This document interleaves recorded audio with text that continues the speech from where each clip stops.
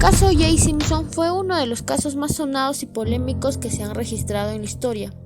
Es sin duda el juicio seguido contra Orenthal James Simpson, más conocido como O.J. Simpson, quien fuera declarado no culpable en el proceso penal que se le siguió por el asesinato de su ex esposa Nicole Brown Simpson y el amigo de esta, Ronald Goldman. Compartimos con ustedes los detalles de este afamado caso llamado el Juicio del Siglo. Crímenes Americanos se trata de una serie de televisión estadounidense, la cual está basada en crímenes reales. Esta serie fue creada por Scott y Larry y fue lanzada el 2 de febrero de 2016. Se trata del juicio de O.J. Simpson, que era un hombre de color negro, quien cometió doble asesinato en Los Ángeles en el año 1994, y las víctimas fueron la ex mujer de la celebridad del fútbol americano y un hombre de nombre Ronald Goldman. Los detectives de Los Ángeles llegan al lugar de los hechos, es decir, al domicilio de O.J. Simpson. Los detectives son Tom Lange, Ronald Phillips y Mark Fuhrman. En este caso, el principal sospechoso es O.J. Simpson. En el lugar de los hechos, el detective Mark Fuhrman observa un Bronco color blanco al frente de la casa de O.J. Simpson, y en la puerta del conductor del vehículo se descubre una mancha de sangre, y que dicho vehículo era de la celebridad del fútbol americano. Al encontrar ello, el detective Mark Fuhrman salta el cerco que rodeaba la casa y sin la autorización del dueño, lo cual fue un error de los detectives. En la casa no se encontraba nadie y además Simpson se encontraba de viaje. En la casa se encontró huellas de zapatos, rastro de sangre, una gorra y guantes manchados de sangre, las cuales van a servir como medio de prueba en el juicio. La sangre hallada en la escena del crimen se analiza y al día siguiente del asesinato llega O.J. Simpson y la policía le interroga y accede voluntariamente a tomarse una muestra de sangre.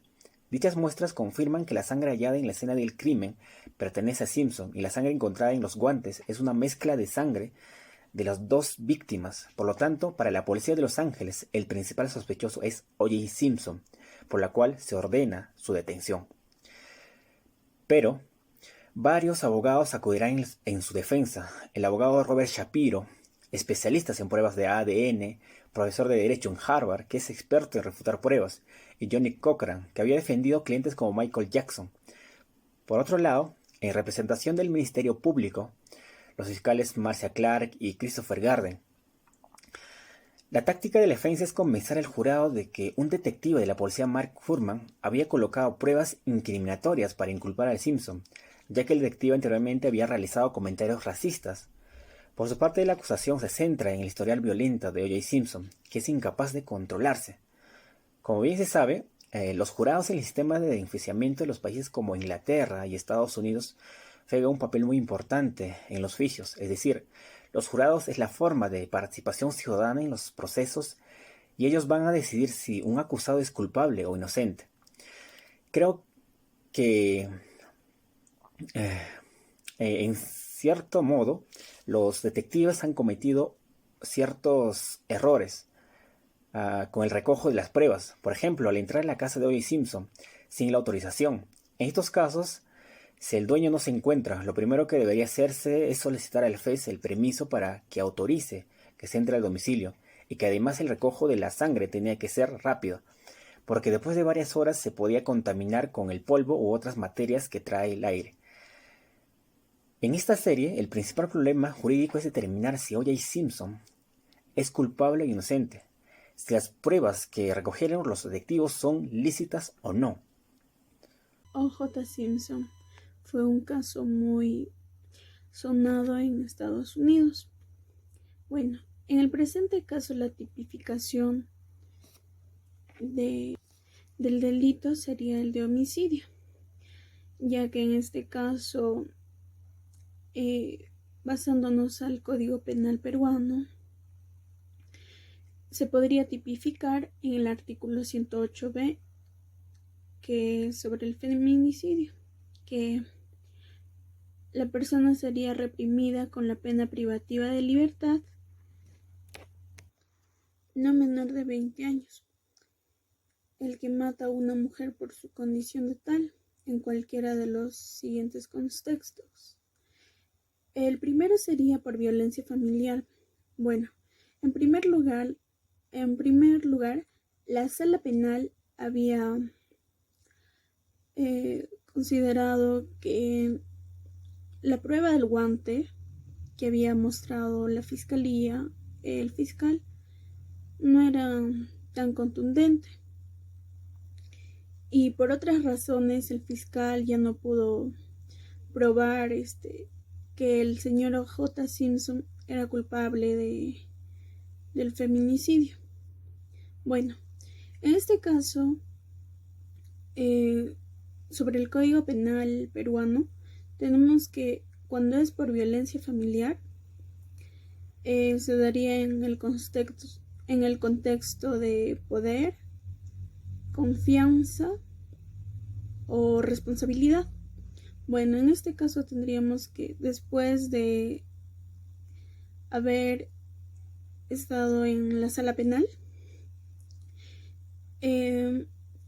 se le encontraron datos al señor que había ejercido violencia familiar contra su esposa, contra su difunta esposa.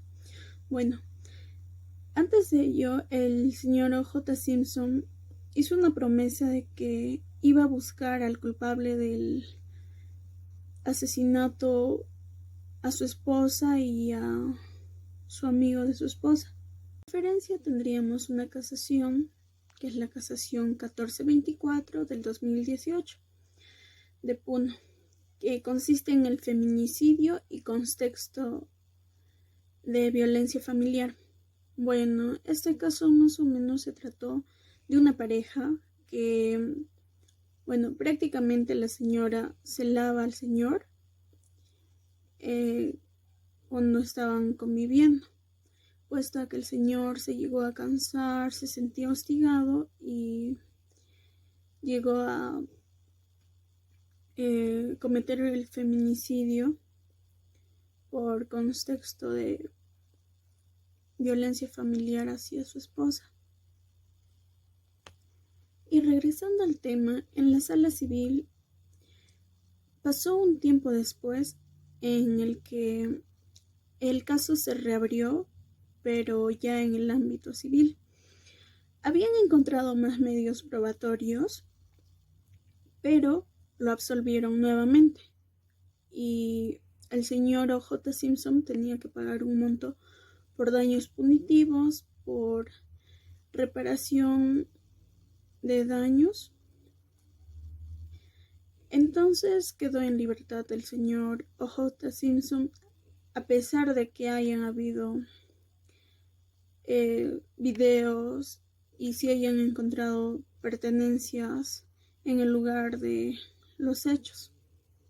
Según el blog Litigio sin Corbata, donde se extraen valiosas lecciones del caso, uno de ellos es cuando la fiscalía, en su afán de demostrar que O.J. Simpson era el culpable, solicita que se pruebe los guantes que habrían sido encontrados en la escena del crimen, de esta manera contaminándolas.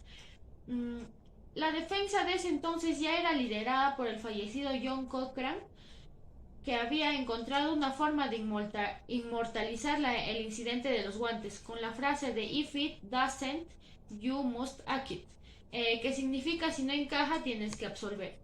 Esta frase resonó durante los alegatos y en la sala de deliberaciones. Podríamos decir que en el Perú, un principio jurídico que se asemeja a esta frase es el de indubio pro reo. Este principio es de principal obligatoriedad, ya que los jueces y magistrados, en su caso en un tribunal del jurado o a la hora de valorar la culpabilidad o no de un acusado, debe de ser probado con hechos, y en caso que esta prueba sea insuficiente para demostrarlo, la decisión judicial deberá favorecer al acusado del delito. Los fiscales de distrito adjuntos creían tener un caso fuerte contra Simpson, pero el abogado defensor fue capaz de convencer a los miembros del jurado de que había una duda razonable con respecto a la evidencia basada en el ADN hallada en los guantes, ya que la sangre recolectada había sido manejada de forma errónea y por los científicos y técnicos laboratoristas, porque más de 170 millones de personas, incluyendo Simpson, tendrían características genéticas. El juicio duró aproximadamente 8 meses y fue cubierta por más de 2.000 periodistas. Hubo 150 testigos que brindaron su testimonio. Simpson fue declarado no culpable de todos los cargos el 3 de octubre de 1995. El veredicto fue seguido por más de 150 millones de espectadores y fue ampliamente publicitado. Luego del juicio penal, las familias de las víctimas presentaron una demanda civil contra Simpson. El 4 de febrero de 1997 se concedió un total de 33,5 millones de dólares a la familia por daños de compensación y punitivo.